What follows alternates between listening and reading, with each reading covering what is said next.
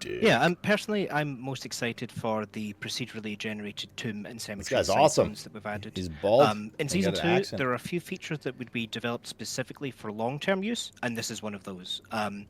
What we've built allows the studio to both release new content faster and improve existing content. Sweet. For example, let's just see in future seasons we add new areas that are tied to seasonal mechanics, or we want to improve existing areas like dungeons or base monolith echoes. The new system we've worked on enables us to do that a lot faster than previously. Specifically in relation to Season 2, though, we haven't had side zones in Endgame before, and tombs are really the starting point for all of the new Endgame content that we've added. These new zones feel good. Are you talking about in terms of procedural not being generation? Too large, not being too small. There's no loading screens when going back and forth. We've got new enemies, bosses, and rewards with them as well. With the extra time we've had, we've actually made some solid last-minute improvements here too, like rotating the layouts to navigate areas better with WASD movement, which we're also adding this season. So basically, you're always traveling in a direction that's comfortable for WASD in terms of the exits and entrances from areas. That sounds like a small thing, but it's great if you're using that control scheme. Note that future zones there will be built with this in mind. We're likely to revisit older content too in this regard as well. But yeah, for me, looking forward to playing all the content this season, but the procedural generation system has me the most excited for, the future development of the game. Yeah, that's cool. The WASD change sounds big. Yes. I know what you mean. It sounds small, but it makes a massive difference, especially if you're grinding through these many times over and you want to try out the beta. And you got an extra few weeks to work on it, so WASD should feel a little bit better than it was going to on that April 2nd initial launch. Absolutely. Ooh, I'm excited for that. Awesome. Okay, Carve, let's close this out. What are you most excited for? There's a lot of things, but my price is probably on the Weaver tree because it allows me to do a lot of cool stuff in the monolith, like not have arenas anymore, and a lot of target farming for items. Wait a second, you don't like arenas either? What? I do like arenas. I don't like them in the monolith. Okay. When I do arena, I'll go. Very cool. I saw that Mike leaked the entire tree on stream last week. That was bold. Maybe look at some nodes today, potentially at some point. Oh, okay. Exciting. Well, you guys, before we dive into the main topic of today's chat, which is all about itemization, and you have a bunch of exciting things to share, I had one question that I just wanted to ask all of you. Because personally, I've played about 150 hours of Last Epoch. I'm not a blaster by any means, but I usually bounced in the end game. And I think that a lot of other players shared that sentiment. But in these past 9 months, it sounds like you have done tremendous work on that end game loop and just providing new options, not only in terms of content, but itemization as well. Did one of you want to tackle that? What is this new end game supposed to feel like, supposed to do and accomplish? A different one. Yeah, and so in terms of the goals, in short, we wanted to improve endgame, respond to player feedback, and set us up for future content. And you can split all these between short-term goals and long-term goals. So I'll start with the short-term goals. So looking back, Season 1 added a pinnacle boss, which the game lacked. It didn't feel right that there wasn't a satisfying endpoint for endgame in this regard, both in terms of difficulty and narratively. So this was great content, but it didn't add much to the endgame holistically. So the primary short-term goal with Season 2 was providing more content broadly at endgame, giving players more to do and allowing them to sink more time into min-maxing their characters. We knew we wanted to provide some element of player agency in terms of influencing the monolith. That's the Weaver tree that Car was mentioning. We knew we needed new bosses, new enemies, and we wanted to tie in more endgame itemization and crafting into the monolith. We've only really had that with the Eternity Cache, which is more in dungeons, so not specifically tied to the monolith. We were also keen to add our first side zones to Echoes as well, as that experience just didn't exist before. And then the secondary short-term goal there was responding to player feedback. So that includes a lot of changes like overall game balance, so buffs to underperforming skills and reducing the power of a few extremely overperforming skills, improving the balance between ward and health, adjusting enemy damage over time, and by adjusting I mean reducing it, and making changes to boss ward. And we've also added a bunch of quality of life features that people have been asking for, things like auto stashing, mastery respec, and so on. So Mastery all respec, these yeah. short-term goals are around basically wanting to keep players more engaged with the end game. So exactly as you're saying, Try. In terms of long-term goals, that was simple. We knew we needed to develop a procedural generation system for long-term, as mentioned before, and we also wanted to add in mechanics in Season 2 that would also integrate well with future seasonal content of the game. So things like the Weaver Tree and Woven Echo Influence, those features will likely make an appearance when we're talking about future seasonal mechanics. So yeah, to recap, improve endgame, respond to player feedback, and just set things up nicely for the long term. The Woven Echoes look very interesting, especially the post from the first day of Hype Week yesterday, a few of the previews. I'm just very excited for the special encounters and reward types that are locked behind those. And I know this, wasn't in my list, but Uber Avarath. Okay. How hard is he? Has anyone in the office downed him easily? Or is this like we'll leave it to the players to try to down this dude eventually? Carve, have you downed him? Yeah, I don't think there's been many people who haven't done it. Did you did you do it ethically, or was it a little bit of a dev build? Giving yourself some power. I've done both. I've done both. Awesome. I think we've had some community tester members that have done it. Yeah. We have people spend a lot of time testing that fight. Should be pretty bug free, so that's good. Sweet. Okay. Well, that's exciting. I'm really excited to dive into that end game and the rest of these item-related questions. So let's kick it off with that end game itemization. So first question I wanted to touch on is, how much control over your end game do you now have with itemized or craftable end game encounters? And as you just said, they will be expanded continuously. So do you have any, ideas of what you want to do in the short term? So, most of Season 2's endgame content is via Woven Echoes, which are items that drop, and then you place them into the Echo Web. Note that these Woven Echoes aren't craftable as such. You're not sitting there and re-rolling them, looking for specific modifiers and things like that. In terms of setup, all you need to do is insert them into the Echo Web and run them. Some Woven Echoes have corruption requirements to be able to place them, but that's about it. So in terms of influencing the monolith, in terms of its rewards and encounters, most of that is done via the progression in the faction and usage of the Weaver Tree rather than modifying Woven Echoes directly, if that makes sense. Yeah. In the past, we've talked about itemizing monolith modifiers. We even come up with a fairly concrete plan for that. But for now, we're more keen on keeping Echoes easy to run with pretty little setup. One element that we will be using more in future updates, though, is Woven Echo Influence. So, when placing a Woven Echo, there'll be a circular area, and that area will influence nearby Monolith Echoes. So, as mentioned before, when we have a new seasonal mechanic in a future update, perhaps you'll be able to use Woven Echo Influence to add elements of that mechanic to surrounding echoes and things like that. But yeah, to summarize, you influence the experience in the Monolith through the systems provided by the faction, rather than crafting on the Woven Echoes. Got it. Okay. And Uber Abath is the top tier Woven Echo, correct? Is there anything that's kind of close to him that requires a really high corruption to fight? Jesus. So I think it's like 500 corruption or something that you need to access it, but it's way more difficult than 500 corruption is. So we just the same with normal Abath, where we give you access to it earlier than you probably are ready for it in many cases, just because we don't want to make you slog through like a long time and then you just instantly kill whatever comes your way. But in terms of difficulty, Abath is still probably the second hardest encounter in the game, unless we like start thinking about pushing very high corruption and then you doing these Woven Echoes there, because some of them do scale with modifiers and corruption. But in terms of like the earliest you get access to, Abath will be the second hardest fight still. Then we have Uber Abath, and there's some bosses coming back that people have wanted to see and some not wanted to see that are gonna be regarding some corruption.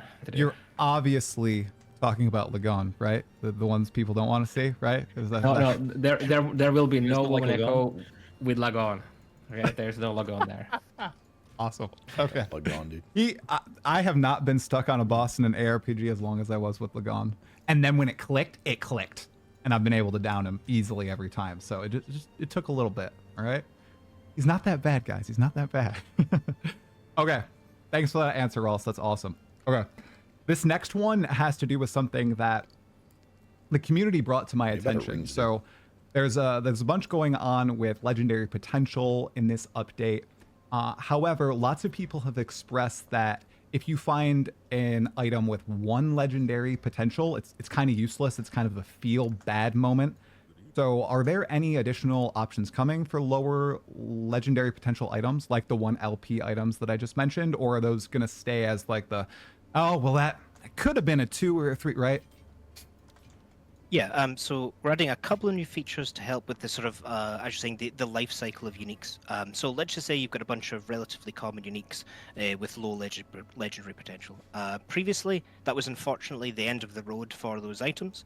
However, with the new endgame crafting options via Woven Echoes, you have a chance to redeem these items.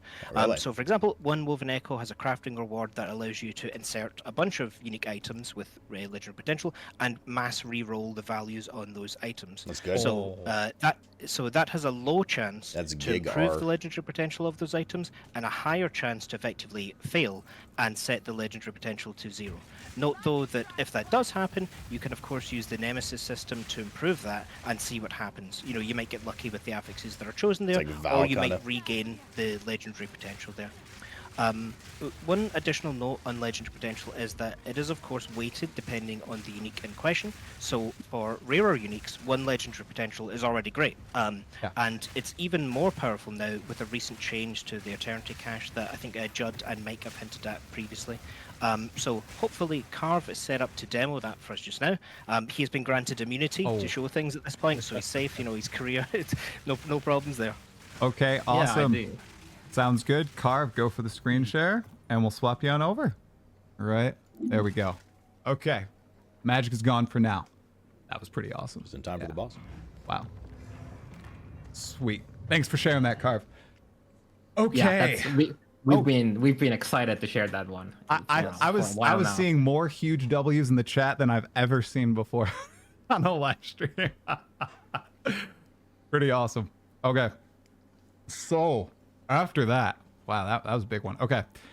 I think this was the most requested question in like Discord, on the subreddit, when I was doing some prep sessions on YouTube and Twitch. People are also curious about idol crafting. Okay, they're like super interested in additional details on how that's gonna work, you know, what these idols are gonna look like. And I know you did elaborate a little bit on idols in yesterday's post, but if there's anything else you'd like to share here today with everybody watching, feel free, go for it. What's going on with idols in season 2? Yeah, I can just show it in action quickly. Oh my gosh. Oh, he's leaking again. Okay. He's fast. Oh, he's going again. Okay, you Yeah, guys. fast. Here we go. He's really fast. We're back in game. Go for it, man. All right. Here. Yeah. I'll stop watching, and the magic will stop for just a little bit longer, you guys. Maybe some more magic will come on in. I believe I need to prepare more magic now. Yeah. Oh, Yes, more magic. deadly Okay, map okay. boss. Awesome. Sweet. That was beautiful. Okay. It is, I'm sorry. It's just making me giddy how happy everyone is in the chat. You guys have done a phenomenal job. They're freaking out. Okay. So, moving on from idols. Now, in the Ziz and Rax interview, Holly did a great breakdown of set crafting. And lots of people are happy this made the cut for season 2 because it was like teetering on the edge there for a bit, and bam, revealed set crafting's in season 2. So on that, is there, since this is the itemization talk, is there anything extra we can dive into when it comes to set crafting and what players should expect on launch day on the 17th? Yeah, as do whatever I I'm want. preparing here to get my showcase of shattering them, guess I can talk a bit. So set items they're kind of problematic in a way where if you can't modify them in any way, it's like a dead end item, right? You either use it or you don't. obviously there's different ways to make them be useful or modify them. We didn't want to just do legendary potential, but for set items, because we already have that. We might as well do something other cool because we got items. I forgot Ellie is that items. It's cool. And this Wait, this is a map? allows A tower us map? to basically not have set items be a dead end, in that sense. Like a dead slot. Like, oh, there's no movement anymore. Yeah, I get that. Yeah. Now you will most likely keep improving the set items that you have as you find better ones, and you try to get higher tiers of the set affix because they have all the way to tier 7, and I'm ready to share some more again. Oh, you are? Okay, we're swapping over to the magic screen again then. Brother. Here we are. You're good to go, Carve. I died. Yeah, so Bro, those I am explosions are brutal. at the end of the Great Bridge. We need to get our resist up. Where we see this nice little green glowy thing. What is this? Armor strongbox. Yeah, got we like could 38 we packs could of spend monsters another corrupted. 2 hours here, I This is gonna guess, be rough. because all of these there's a lot of changes that do a lot of things, even if we ignore like the Woven Echo specific things. But Okay. I can probably Oh my God. show you a couple. I have one Oh. actually prepared already. Oh, already prepared? you're okay, fucking magic kidding. happening. Oh, yeah, Here I'm we go. not switching I'm that. ready. Yes, magic is happening. And I believe Ross mentioned this earlier at the very beginning of it, where having some things on those, 1LP, 2LP items like that. Like for example, let's take Aberrant, Tongue of the Aberrant Seer, for example. This is a item that is quite likely to be able to roll 3 or 4 Well, you guys know if legendary I potential, die. compared to a lot of other items like It's just Oh, so with a dang cap much with a, going on in the patch that boat on it. It's very, very long. A In Corsair, the if patch, you will. I say there's 37 woven echoes, and the team called me out on it. So I apologize. There's 36. We'll get to 37 very shortly. I promise you. Yeah, just, slam in on the work for that one extra echo. Just put it in, I agree. okay, you know, I'm ready again. All right, you ready? All right, go for it. Ain't no way, huh?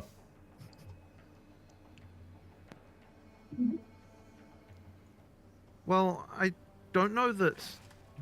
Once again, If we were streaming we Ellie get this main question right a lot, now, right, of then just the like, what I is would the listen to pace of the rest of game the Ellie, supposed to but be? we will be soon. We'll catch And up with that. I honestly find it hard just to two answer that overlapping because of things, the and way once for that the game, like, we're literally there playing isn't right now. really a like an obvious way to even quantify that, given that players have so many different abilities.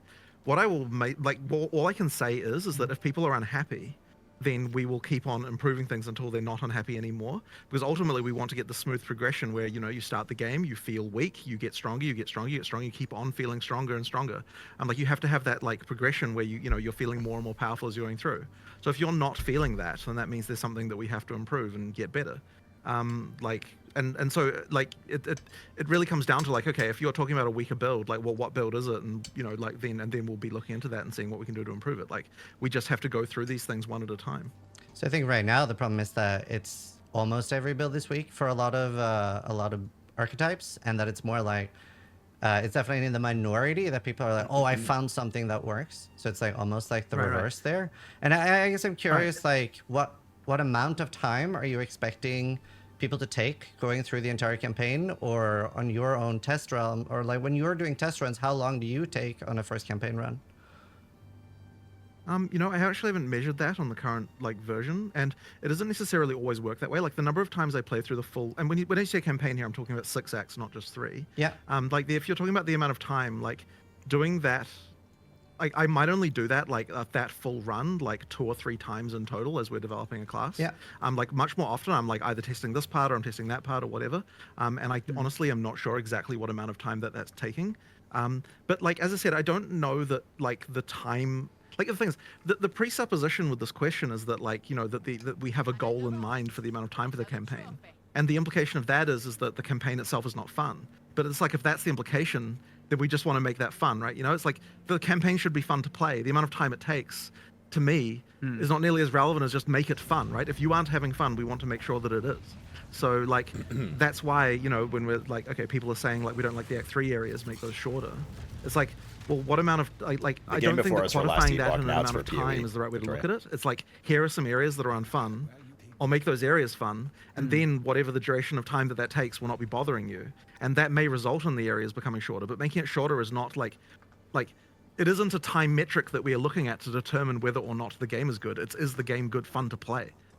So like that I guess is kind of the way that I would look at things, and that's I think what puts us a little bit like when it comes to communication with the community, like people will have their opinion about what they think is the reason that the game isn't fun, and they might be right or they might not be right or whatever, but at the end of the day what we're looking at is just like, okay, you're obviously having a bad time, we want to fix that, so we're going to look at like here, like, so what we'll do is we'll be like, okay, so you're saying Act 3 isn't good, we'll look at Act 3, we'll look at the reasons why it might be bad, See how this tower we'll stuff fix works those out. reasons, and then that may or may not reduce the time, or in this case it definitely will, like it's shortened it by a lot, but to me it's like the frustrating thing is when you go down a dead end and you're like, okay, like this is bad, or and then like you have to respawn, or then the area doesn't like the area despawns and you're like you have to do things again, that kind of stuff, right? That's the stuff that people don't like to do. And so that's where we sort of look at. And so then when it coming back to builds again, once again, it's like, okay, Well, you should. if you're not having fun with your build, then that is a problem. We'll fix that. But it's not like there's a correct pace for the game to be played at as such. We just need to make sure that you're enjoying yourself. Well, I guess a follow-up to that was I, among with many others, were not expecting a nerf to just how the campaign felt in general, right? In the last interview I heard, it really sounded like the intention was to target things at the top end. But there were so many things that Also, nerfed this us during affects the literally campaign here. everything. Holy shit. And Well, the thing I would say about that, Damn towers I are would crazy, like so they to affect finish. all maps and range Sure, for sure. their A a lot of affixes, people are and really then the wondering implicits about on the top of long-term that for direction some for the specific game maps. with that in mind, because they were also not expecting that. So a lot of we people are weren't intending wondering to nerf the if campaign, to be clear. that was going to be my That was question. not our okay. intention. So Yeah, we so were we not should we were be not more intending that. powerful Fight, than fight, we currently fight, are during fight. the campaign then. Well, that one I will have to look at specific cases, right? Because like that comes down to like okay, so like we already did something about that, right? Where we like nerfed Monster Life, and it's possible that we'd have to nerf Monster Life again if that's still a problem. Like that's the kind of thing that we can do. But the thing is that like Jonathan's getting feisty, the- bro. the- Honestly, as I said, man, like, I can the understand first- why he's the getting first annoyed, thing we like heard why he's when everyone was annoyed. saying this, the first thing we thought was like, what the hell? We didn't even nerf the campaign. Like literally, that's what all the developers were saying. We didn't nerf this. Why is everyone saying we nerfed it? It's shitty though because And this is so, a like, customer's always then right it's like, well, we situation, found so a you few have to be things, like but like we're still respectful looking and for nice, what those obviously. things are. And, like it's not always necessarily obvious with all the changes that you make and things, because I can absolutely tell you that our goal here was nerf the end game, right? Like nerf the it wasn't even nerf the end game. What it was nerf the things that were trivializing the end game before you've even managed to get like your items and stuff like that. Like just the really trivial, easy shit. Like that was our intention. I mean, there were some blatant fuck ups. Yeah, yeah. Like, Speaking bluntly, Yeah. right? Like the minion change was just bad. And when you say the minion change, are you referring to the rare minions or referring to the player corrupted minions? map? Because those are both. Both of those were both incredibly were terrible. just fuck yes. up. Yes. Yes, those were just fuck ups. And the thing is, it's so We, easy for shit for like that to Which one slip is the through. corrupted map? Shane? We have a bit of and look, a lot of it is just because there's a little bit of like it's early access, so we're allowed. But we like are firing from the hip a lot here. And the stuff like that, like let's get it in there, let's try it out, see how people think, and if it's bad, we just undo it, right? Like we do regress on a decent number of things in the first few days of a release, and so yeah, there are some pretty blatant fuck ups. So yeah, that's exactly what happened with the rare minion life. It was like, why are now? I don't know why it felt this way. What the fuck is the 100% corrupted it was the map? case that the minions was for some reasons the rare minions were surviving longer than the rare often, and it's like, well, These it are doesn't have, they corrupted, don't have but- anywhere near as much life as the rare. And then again, once people got enough AOE and all of that, it solved it. But it was just a bad experience. There was just nothing good about that. Right. I I think there was definitely a compounding of a few factors that How were about like you on their own compound my relatively ass? small. Wait. But the thing is that if, and this is the question that I have is that like if people are still having a bad time during the campaign, if they're starting fresh now, because bear in mind as well that people will have an experience and then we'll change the balance behind them and then they still remember that the experience was bad and they're not playing it again to know that it got better. So the thing is, if you're playing That it is again true. and still having a bad experience in the campaign, then that would be a thing where it's like, okay, well, where are the campaign nerfs actually? Like we have to find where they are. The because red I goo, don't yeah. like I don't know that there's anything intentionally done there that we're sort of aware of left. And I think like that one just means that Right. like, I can give there examples. might still be issues. Yeah. Sure, we'll go for it. So what that- are some? So the number one, especially to me, most oppressive thing is the relative speed of monsters compared to our abilities to set things up. Like whenever you're talking... Hang on, but that's not a thing that changed though. Lesser jeweler. No, but that's been continuously bad. It doesn't matter if it's changed or not. Okay, sure. But what I'm saying is that, so this is an example. I think that has changed. But that's just an example of something that's bad. So what I'm saying is that's not a thing that changed. So like, if you're talking about like, is it your intention to nerf the campaign? But we no, are weaker now, right? A lot of skills. But if you're saying that's bad, I mean that's a different question, right? A lot of skills are weaker now, right? They were tuned down on a lot of things, and things that people are starting with weren't necessarily strong. So that relative speed of the monsters feels extra bad. Like you want us to set up these combos and stuff, right? Where we're throwing down like a cyclone and trying to do like a combo move, but the monsters are way too fast. They're rushing us. It's not even like the bosses are the main problem, right? Like if you're seeing like clips. Yeah, so let's talk about the monster speed thing. So one of the issues that we have is that if monsters are slower than the player, then combat is optional. Like it's just 100% the case. Like you cannot, if the monsters are slow, like anytime the monsters are slower than the player, then you can just run past them and they serve no, like they don't, like effectively you can just choose whether or not to engage or not. And like I don't think that kind of gameplay is good. Now there will probably be some areas like, and the thing is, a lot of the time when people talk about stuff like this, it's like there'll be a few areas that are bad. Like I know there are definitely a few areas where like too many of the monsters are fast. So the Faradin are a good example of that. Where like, when you go to the the last areas of Act 2, like the Faradin are just really, really fast, and there's kind of nothing slow in the area, and so that's an example where like we probably want to make some tuning. I mean, there. to get more specific, like I'm actually. I have I someone think both now parties literally are- going are, through the areas, all areas in the overreaching campaign, a and bit. listing all the areas that have a I disproportionately think Ziz is not high interviewing in a number of very monsters that are professional too manner, swarmy or and too I think fast. the They're doing devs are literally as we stepping out of speak, line. and my intention after with this their is to go respect, you through know. it. And so, like, I mean, a good example is They're like being the canopy, antagonized, right? but they're also Canopy, the reacting monsters to are it real when they should fast, be and then holding not their only tongue a that, bit. you're in a ritual with them in a tight confined space, and it just you end up in this kind of moving around with packs. So if you're not fast enough to Like kill having an everything, interview and being you like, just "Hey, get this feature absolutely fucking swarmed sucks, and- dude. Your yeah. game sucks." It's guess kinda I'm a like little- that. But just to continue with that though, I just want to mention that like one of the issues we run into is like people will say, oh, you know, like things should never be faster than the player and that kind of stuff. And it's like, well, if we did that, then the game would feel pretty lame. So it really is a question of like targeted changes, like finding where the worst things are and then solving that issue. I really disagree with that. So you were saying like if the monsters are slower than the player, then combat is optional, but like it's an ARPG. We want to kill the monsters. That's where all the loot is. That's where our XP is. Like sure, you'll have some speedrun scenarios where people are running past them, but usually what ends up happening is that we're running past them. He's not fully bunching wrong up here, in by a the way. large bunch and killing a bunch of them, and that If you just choose feels to really not good. engage, That's a that's core good, part but of you're also not ARPGs gaining for a lot anything of people. outside So I of, don't like, think that surviving. being faster than the monster is as bad as you think it is. But you Like, also we can't actively have want to kill literally monsters. every That is monster in the entire game slower premise. than you, right? Like there has to be a balance. Well, I don't necessarily disagree with you that gathering killing is fun, right? And you should still be able to do that.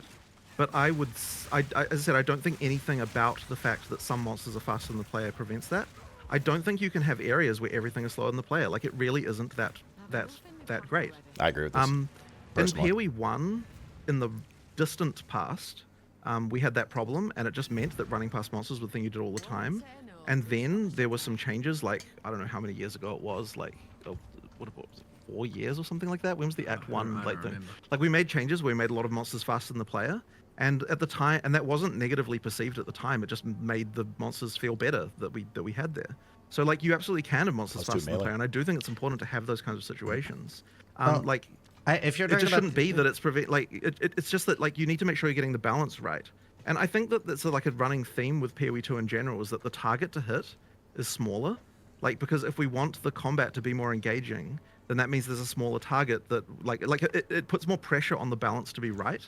And so I think that's the main issue that we're running into is just that it's okay if everything if okay, so Remix. this is sort of a larger topic, right? But effectively, it's like in PoE 1, there are so many tools that the knowledge ceiling is absolutely astronomical, and so you have a situation where a good player can completely dominate everything to like the absolute nth degree, right? Now, what that means is that you've got a scenario where the game seems like an impenetrable mountain to a new player, because like if you don't know what you're doing, the game is just like impossible to understand. And it's like there's all Correct. these tools that you can use to improve yourself, but the existence of everything like that and like having such a huge skill ceiling means that you can just trivialize the game right at the start. And so like what that also means though is that like if we get balance numbers wrong, like if a monster has like double life by accident in PoE 1, it like doesn't even really matter.